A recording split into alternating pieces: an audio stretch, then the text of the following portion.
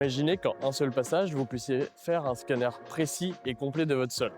GeoCarta nous explique aujourd'hui comment c'est possible et quels en sont les intérêts.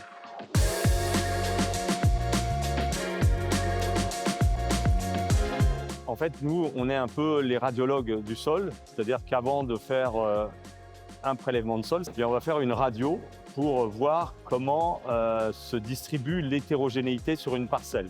Cette radio, elle va être faite avec un quad qui va balayer la parcelle. La parcelle, c'est plein de petits jardins les uns à côté des autres.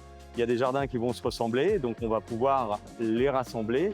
Dire voilà, ici j'ai une zone plus profonde, ici une zone de cailloux, une zone argileuse, etc. Ce qu'on mesure, en fait, c'est avec la géophysique, c'est les caractéristiques physiques du sol. Structure, texture, profondeur, pierrosité. On va pouvoir aussi apprécier les tassements de sol. Donc on peut dans la même journée faire la cartographie le matin jusqu'à 50 hectares, faire le plan de sondage optimisé avec des algorithmes qui vont raisonner comme raisonnerait un pédologue en fait, et à la fin repartir avec des échantillons de terre qui vont permettre dans un second temps de corréler nos valeurs de résistivité avec les résultats des analyses de sol. Les coûts, c'est de l'ordre, on va dire, 100 € par hectare. Alors, ce n'est pas valable pour 1 hectare, évidemment, c'est pour plusieurs hectares.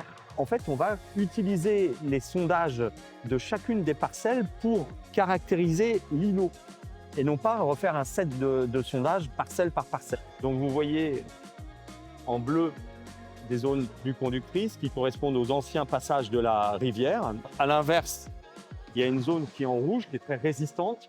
Ce sont des cailloux.